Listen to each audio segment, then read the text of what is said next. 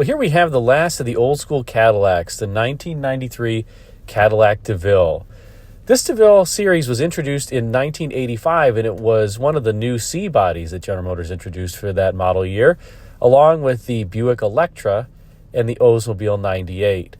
The C bodies were GM's first full-size front-wheel drive vehicles, and in the form of the Buick and the Cadillac, they were equipped with either a 3-liter carbureted V6 or a 3.8-liter multi-port fuel-injected V6 under hood in that first model year.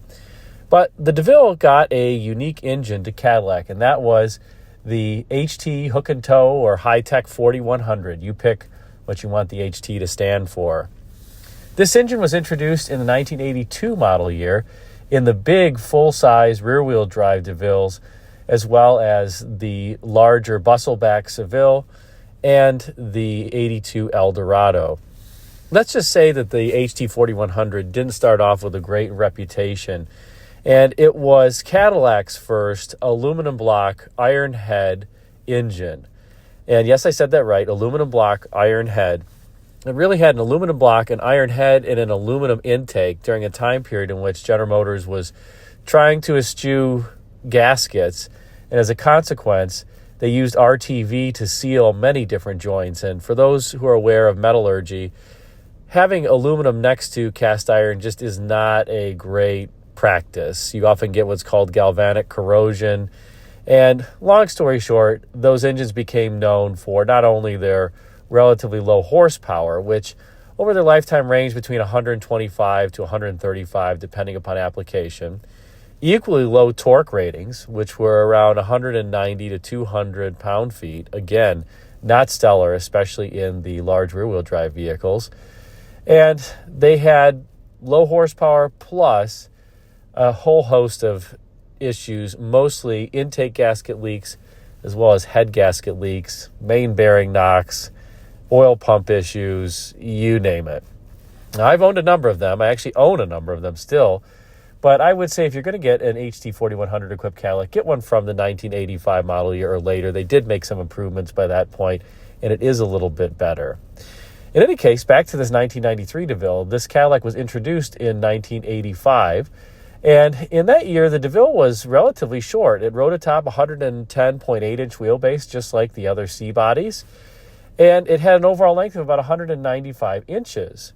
By this point in 1993, Cadillac had heard some customer complaints that the Deville wasn't quite big enough. They wanted something that had a bit more substance. So in 1989, Cadillac increased the wheelbase by 3 inches to 113.8 inches, and the car by 1993 grew about 10 inches versus its 1985 model or sister, and was now about 205 inches in overall length, so considerably longer. By this point, the Deville also had a much better engine under hood, Cadillac's 4.9-liter V8, which was a derivative of that HT 4100. Over the years, Cadillac, as I said, had improved that engine from the time it was introduced in 1982.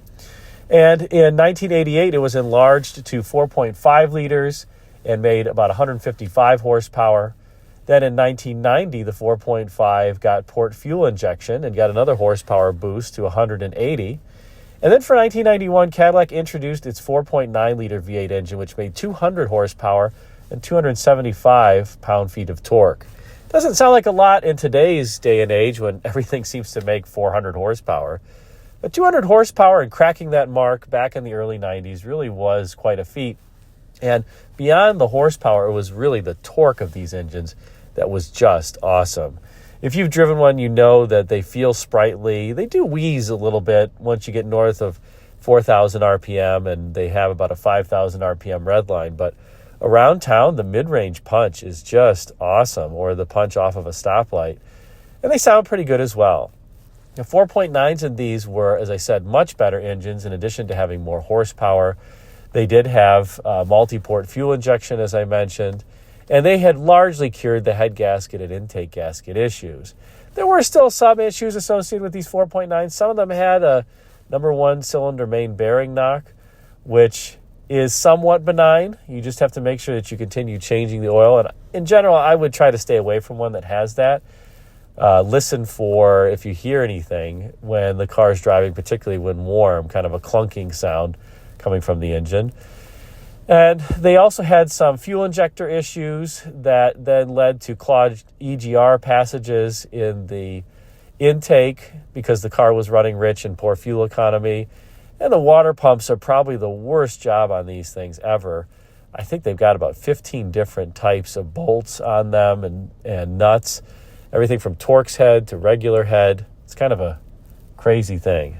But overall, the 4.9 really was a good engine under hood, and it's one of the reasons why I love these 1991 to 1993 Devilles because of that 4.9 engine. It's just a gem to drive, especially when it's running correctly. You don't have any injector issues. But those are readily solved by just changing out the injectors. It's not too hard. Now, by 1993, you can see that the back of this Cadillac has those vertical lamp signatures and kind of a little bit of a fin protruding from the rear of the vehicle. That was added in 1989 when the extra length was added to give the car back some extremely, I'll say, Cadillac-style cues. The original 85 Deville, which personally I really like the styling, some felt that it didn't have enough of that Cadillac look to it. It did have vertical lamps, but they were almost flush with the body, not quite.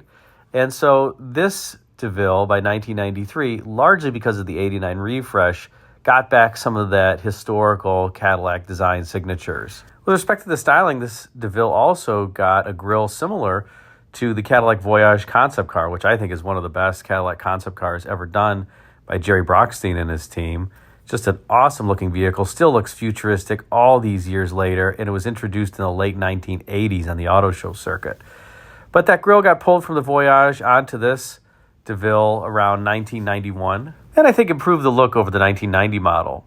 Incidentally, in terms of the strange features and quirks on these vehicles, if you pop the hood on one of these Devilles, the hood release latch is actually underneath the passenger side area of the hood, pretty close to the fender. So don't be searching for it in the middle of the vehicle. That grille lifts up with the hood, and the hood release is consequently over there on the passenger side, as I mentioned.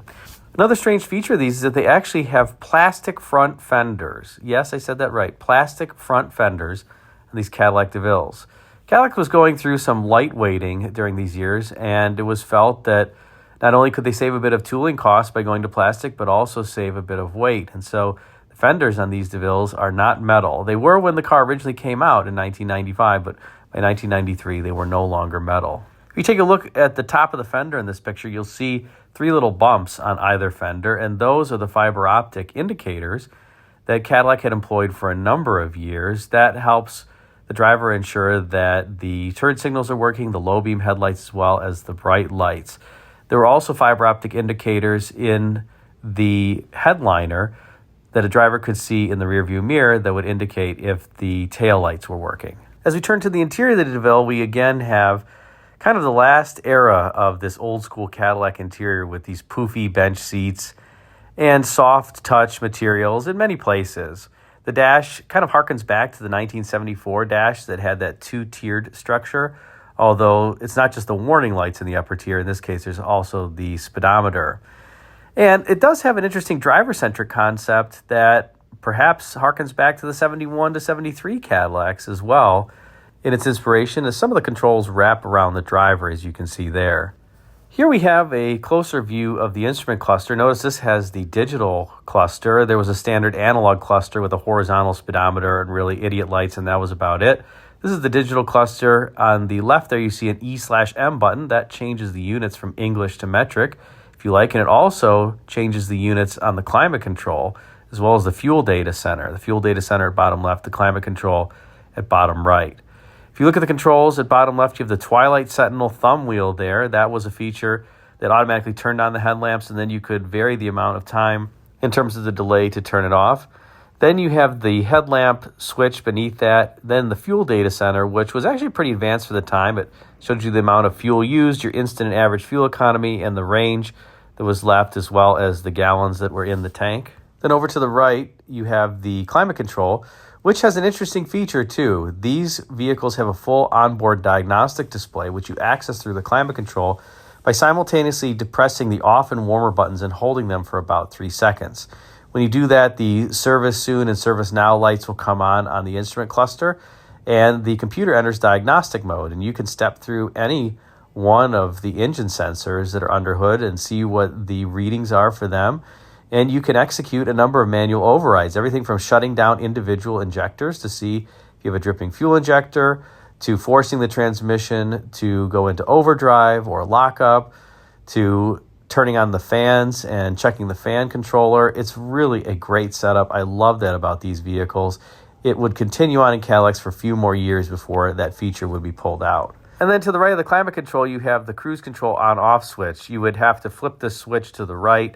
Then there would be a little light that would illuminate to indicate that it was on, and then you would depress the button at the end of the turn signal stalk to activate the cruise control. So it wasn't all just controlled through the turn signal stalk like other GM vehicles were. One other little interesting bit of trivia, that gear shift lever that you see here, if you want to impress your friends, that is not the same gear shift as what was on the car in 1985.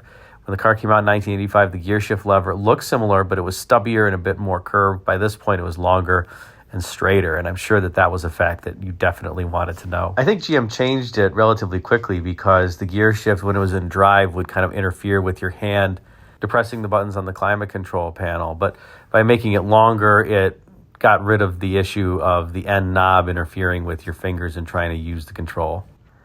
And out back, we have a supersized trunk, as is important for the Deville owners of this era, with the power pull-down feature. You can tell that just by the latching mechanism on this vehicle. You would close the trunk lid most of the way, and you gently soft close it, and then a motor would pull the trunk lid down the remaining 2 to 3 inches or so. But these trunks for about 18, 19 cubic feet could hold a ton of luggage or golf clubs. Very, very spacious, and another great feature of these Devilles. So overall, the 1993 Deville really is the last of the old school Cadillacs. When the 1994 Deville would come out, it was more in the vein of the 1992 Seville and Eldorado. And it would be a bit more European, although it was still supersized in many dimensions. But this 93 Deville, I think, these are great buys if you find a 1991 to 1993 Deville and you just want something that you can drive around town and enjoy, that's powerful and reliable. I think that these are a great choice. And like I said, they're still cheap. They do have a number of issues, like I was mentioning with the 4.9 V8, but relatively fixable. These cars did have a couple other interesting things to know about them. One is a central unlocking feature that if you were to put the key in the door and then you hold the key in the unlock position for about a second and a half, it'll unlock all of the doors. I thought that was neat when I owned one of these Devilles. And one perhaps final, not so neat bit of trivia, but the 4.9 engine in these, Cadillac was fined by the US EPA because of the emission control on them, or lack thereof, I should say. It was later found that when you put the vehicle in air conditioning mode or in auto mode, that the computer would richen the mixture to help prevent the engine from stalling and running rough. And apparently the EPA tests for the emission control were done with the air conditioning off. But of course, if you're driving one of these Devilles and you have the climate control in the auto setting, that means the compressor is running all the time. And as a consequence, because of how Cadillac had it programmed, they actually were polluting more than they were supposed to, because as I mentioned, when you had the air conditioning activated on these, the computer was set to richen the mixture to help prevent the stalling and make the engine run smoother. So Cadillac was eventually fined by that, by the US EPA. But nonetheless, when you drive these vehicles, I will say that they really are great drivers. They're soft, they're quiet, they're smooth, they're powerful, and they're cheap to pick up still. So if you're looking for something retro in an old school Cadillac, I definitely recommend one of these 1991 to 3 Devilles. Thanks again for watching. Until next time, take care.